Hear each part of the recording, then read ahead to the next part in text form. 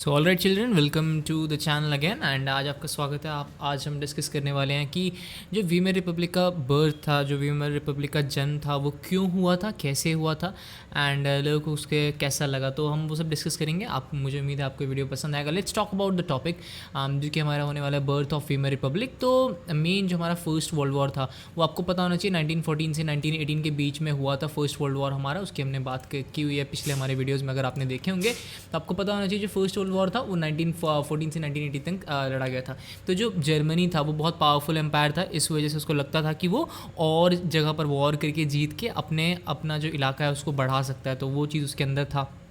तो जो जर्मनी था उन्होंने जो वॉर था वो ऑस्ट्रियन एम्पायर के साथ लड़ा था, एंड जो एलाइज थे, जो एलाइड पावर्स थी, उनके अगेंस्ट लड़ा था। एलाइड पावर्स की अगर हम बात करें इसमें आपका इंग्लैंड आ जाता है, फ्रांस आ जाता है, रशिया आ जाता है। ये तीन कंट्रीज़ थी एलाइड में, एंड ऑस्ट्रियन एम्पायर के साथ जर्मनी खड़ा था। तो जर्मनी एंड यहाँ पर ऑस्ट्रियन एम्पायर वर्सेस जो था हमारा ये जो हमारे भी जो एलाइज थे इनके अगेंस्ट ये वॉर हो रहा था। अब मेन जो था यहाँ पर क्या था, मेन जो सिस्टम था, मेन जो यहाँ पर जो गेम था जर्मनी का वो ये था कि वो सोच रहे थे कि वॉर ज्वाइन करेंगे, जल्दी जल्दी विक्ट्री होगा एंड हमें मिल जाएगा। बट वॉर जो था वो बहुत ज़्यादा स्ट्रेच हो गया, जिस वजह से पूरा यूरोप जो था उसके रिसोर्सेज ख़त्म होने लगे।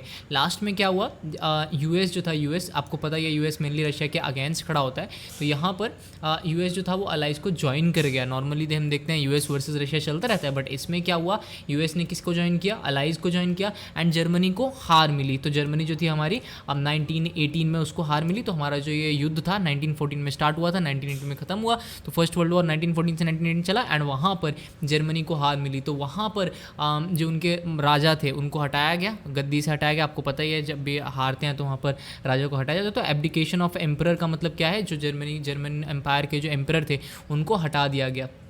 इससे क्या हुआ, जो वहाँ पर जर्मनी में पार्लियामेंट्री पार्टीज़ थी उनको मौका मिला कि जर्मन की जो पॉलिटी है, जर्मन की जो पॉलिटिक्स है उसको रीशेप किया जाए। तो इससे क्या हुआ, यहाँ पर उन्होंने एक नेशनल असेंबली बिठाई। नेशनल असेंबली जो थी वो वीमर में बैठी, इसी वजह से इसका नाम जो था वो वीमर रिपब्लिक रखा गया। तो उसका और कोई रीज़न नहीं था, सिर्फ यही एक रीज़न था कि नेशनल असेंबली जो थी वो वीमर में लगाई गई थी, एंड वहाँ पर उन्होंने एक डेमोक्रेटिक कॉन्स्टिट्यूशन लगाया फेडरल स्ट्रक्चर के साथ। फेडरल स्ट्रक्चर जैसे कि आपको पता ही है, पावर जो थी वो डिवाइडेड होती हैं स्टेट गवर्नमेंट में एंड सेंट्रल गवर्नमेंट में। तो वो उन्होंने करने का सोचा था।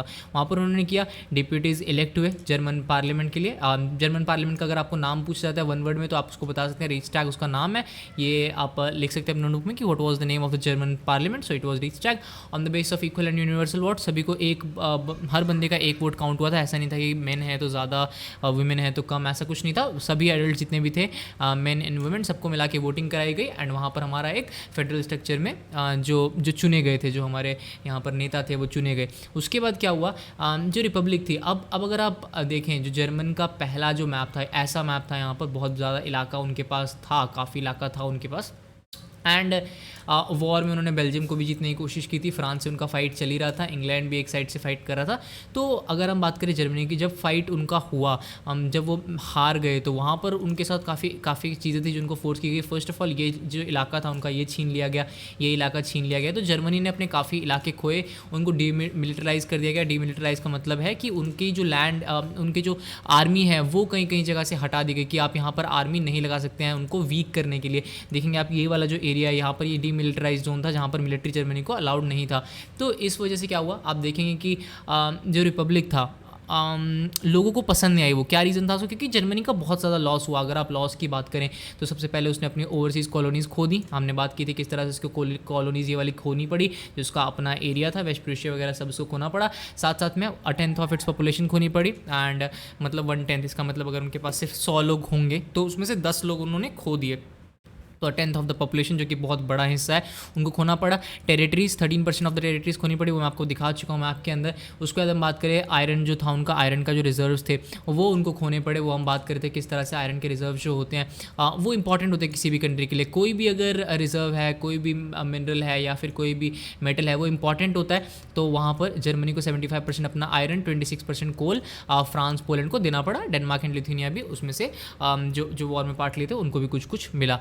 उसके बाद हम बात करें, एलाइड पावर ने डीमिलिटराइज किया जर्मनी को एंड उसको वीकन करने के लिए हमने बात की थी। एंड साथ साथ में क्या हुआ, जर्मनी ने जो वॉर ये लड़ी थी 4 साल तक, इस वजह से क्या हुआ, उनको लगा कि जो उनको पता था, जो इंग्लैंड एंड जो एलाइड पावर्स थी उनको लगा कि हाँ हमारा 6 बिलियन का अराउंड लॉस हुआ है, वो भी जर्मनी पे करेगा, वो हारे उनको 6 बिलियन देना पड़ेगा ताकि हमारा जो नुकसान हो वो पूरा हो पाए, हम जीते हैं तो हमें कुछ तो मिलना चाहिए। तो उन्होंने यहाँ पर जर्मनी को कंपेंसेशन देना पड़ा 6 बिलियन पाउंड्स का, तो वो भी हम बात कर सकते हैं। तो एलाइड आर्मी थी उनको ये सब मिला। उन्होंने एक और जगह जो राइनलैंड थी इसके अंदर, जर्मनी के अंदर जो राइनलैंड का एरिया जहाँ पर काफ़ी ज़्यादा रिसोर्सेज अवेलेबल थे, उसको भी काफ़ी टाइम तक यहाँ पर जो एलाइड पावर्स थी उन्होंने होल्ड करके रखा हुआ था। तो ये चीज़ हुई थी। एंड ये जितना भी लॉस हुआ था जर्मनी का, लोगों को, जो पॉपुलेशन थी उनको लग रहा था ये सारा लॉस जो हुआ है वो हमारा वीमर रिपब्लिक की वजह से हुआ है, तो इसलिए काफ़ी लोगों को वीमर रिपब्लिक पसंद नहीं आई थी। तो ये था birth of Weimar Republic and किस वजह से उनका बर्थ हुआ था, क्या क्या लॉस हुआ था जर्मनी को। आई होप ये वीडियो आपको पसंद आया होगा। आगे आने वाले पार्ट्स में हम और भी डिस्कशन करेंगे। Thank you so much for watching the video